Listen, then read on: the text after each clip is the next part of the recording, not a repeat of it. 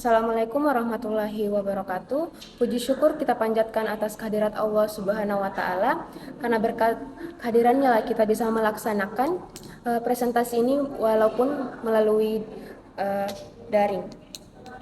Yang terhormat Ibu Dewi Reski Anandari Sulaiman, SPSI MSI, dan teman-teman sekalian yang menyaksikan video presentasi kami.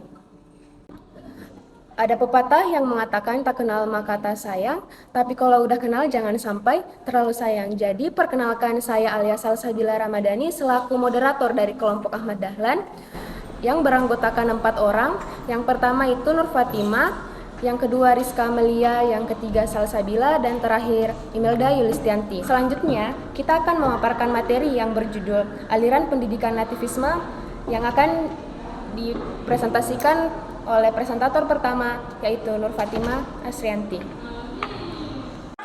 Di dalam dunia pendidikan ada yang namanya aliran-aliran pendidikan. Aliran-aliran pendidikan adalah pemikiran-pemikiran yang membawa pembaruan dalam dunia pendidikan. Pemikiran tersebut berlangsung seperti suatu diskusi berkepanjangan, yakni pemikiran-pemikiran terdahulu selalu ditanggapi dengan pro dan kontra oleh pemikiran berikutnya, sehingga timbul pemikiran yang baru, dan begitu pula hingga seterusnya. Jadi, setiap aliran memiliki sudut pandang, gaya, dan cara yang berbeda dalam menyajikan pendidikan. Aliran nativisme berasal dari kata nati, yang berarti terlahir. Di sini jelaskan bahwa aliran nativisme menekankan bahwa kemampuan individu telah ada sejak mereka lahir, dan faktor lingkungan atau pendidikan memiliki pengaruh yang minim terhadap perkembangan anak. Pemikiran aliran nativisme dipelopori oleh Arthur Schopenhauer. Ia adalah seorang filsuf yang berasal dari Jerman yang hidup pada tahun 1788. Arthur Schopenhauer berpendapat bahwa pendidikan ialah memberikan seseorang bertumbuh berdasarkan pembawaannya. Seseorang akan berkembang berdasarkan apa yang dibawanya dari lahir. Hasil akhir dari pertumbuhan dan perkembangan pendidikan manusia atau seseorang ditentukan oleh pembawaan mereka dari lahir.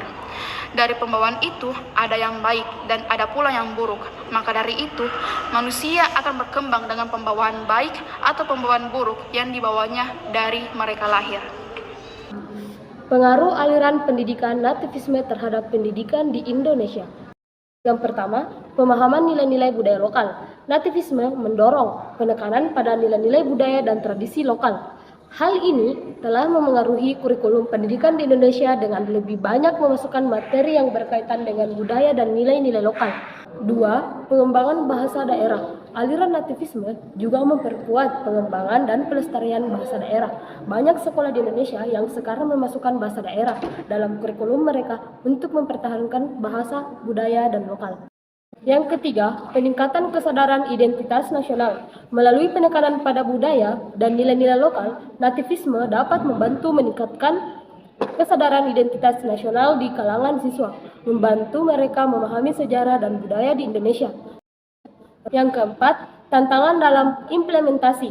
Namun, nativisme juga dapat menimbulkan tantangan seperti kurangnya akses ke sumber daya pendidikan yang relevan dengan budaya lokal dan bahasa daerah, serta ketidaksetaraan pendidikan di berbagai daerah di Indonesia.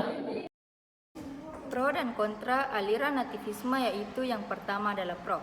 Yang pertama, pelestarian budaya dan kearifan lokal. Nativisme mendorong pelestarian budaya dan identitas lokal dalam pendidikan, membantu siswa memahami dan menghargai warisan budaya mereka. Yang kedua, kearifan lokal. Aliran ini mengakui kearifan lokal dan pengetahuan tradisional sebagai sumber belajar yang berharga. Yang ketiga, relevansi pembelajaran. Memungkinkan pembelajaran yang lebih relevan dengan mengaitkan materi pembelajaran dengan kehidupan sehari-hari siswa. Yang keempat, multikulturalisme. Dalam mendorong pemahaman dan penghargaan terhadap keberagaman budaya dan bahasa di negara yang multikultural.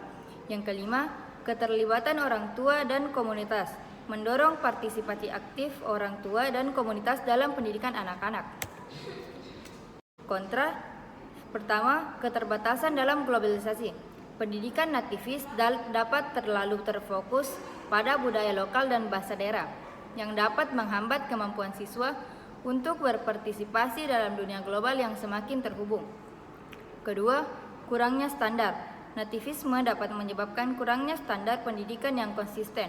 kepada setiap wilayah dan atau kelompok budaya mungkin memiliki pendekatan yang berbeda terhadap pendidikan.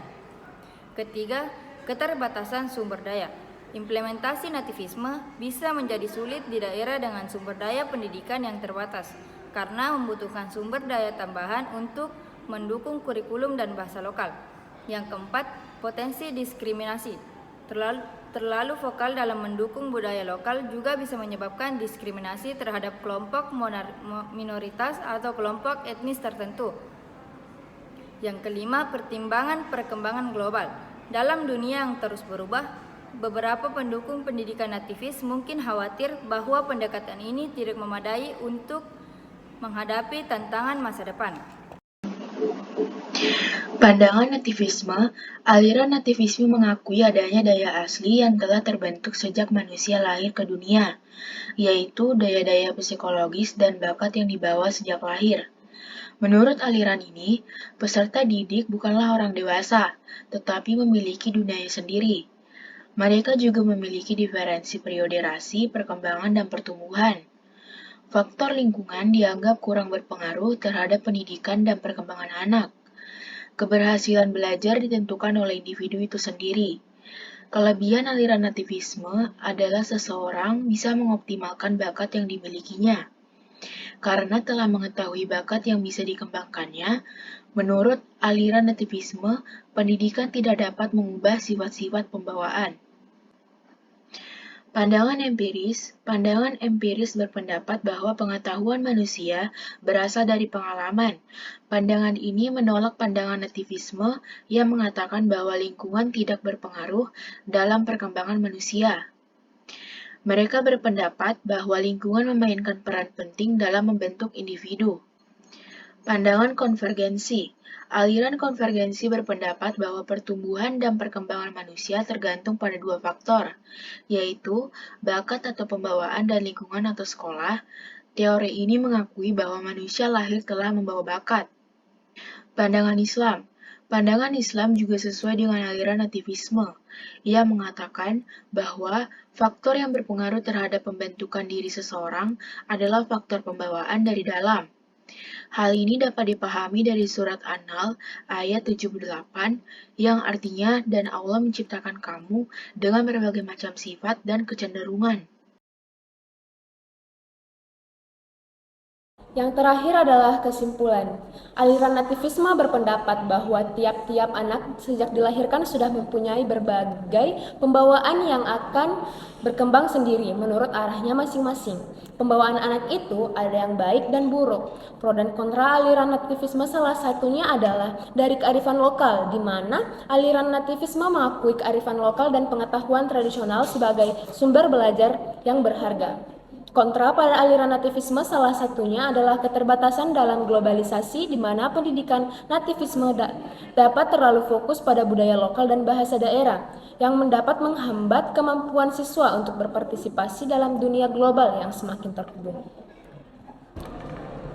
Terima kasih teman-teman yang telah menyimak materi kami dari awal hingga akhir. Mari bangun pendidikan Indonesia agar menjadi nomor 1 di dunia karena kemajuan pendidikan Indonesia berada di tangan kita. Dan ada suatu quotes yang keren sekali dari Nelson Mandela. Pendidikan adalah senjata paling mematikan di dunia karena dengan pendidikan Anda dapat mengubah dunia. Terima kasih. Pak Camat pergi jalan-jalan ke Amerika, pergi ke Amerika hanya membawa celana. Cukup sekian dan terima kasih. Tepuk tangan untuk kita semua. Assalamualaikum warahmatullahi wabarakatuh.